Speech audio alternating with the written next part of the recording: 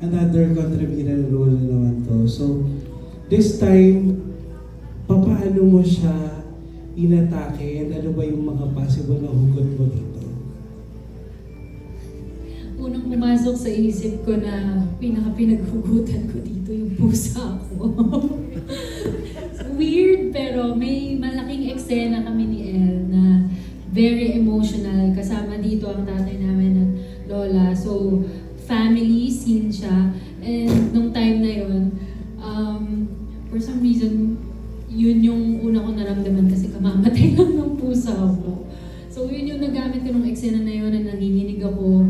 Pero bukod doon, sa pagbasa mo pa lang kasi ng script, madadala ka na. And bukod sa mga personal experiences mo, dahil sa ganda ng kwento, sa ganda ng pagkakasulat ng bawat linya, madadala ka talaga.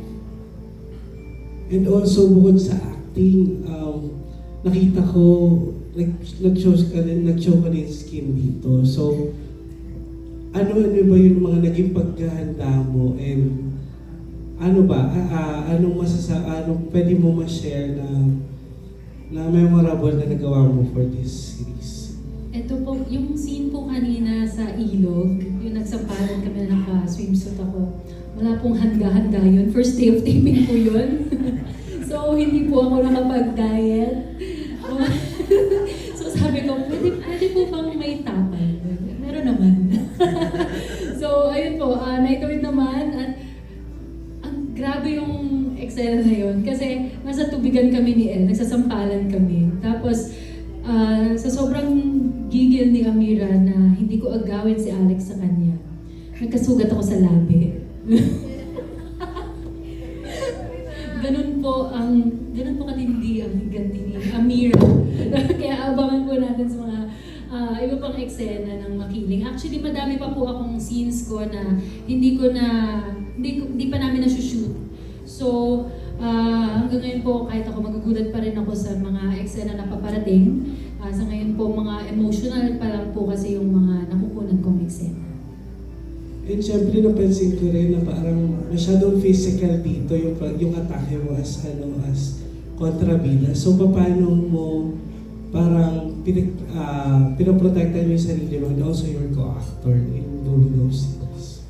Pinaka-importante po is bago gawin yung eksena, talagang kung meron kang gustong idagdag, you should ask for consent para hindi magkagulatan or kung madala man ng emosyon pagkatapos ng eksena, talagang hihingi ng pasensya. And of course, dahil sa samahan namin dito sa Makiling, talagang may trust kami sa isa't isa.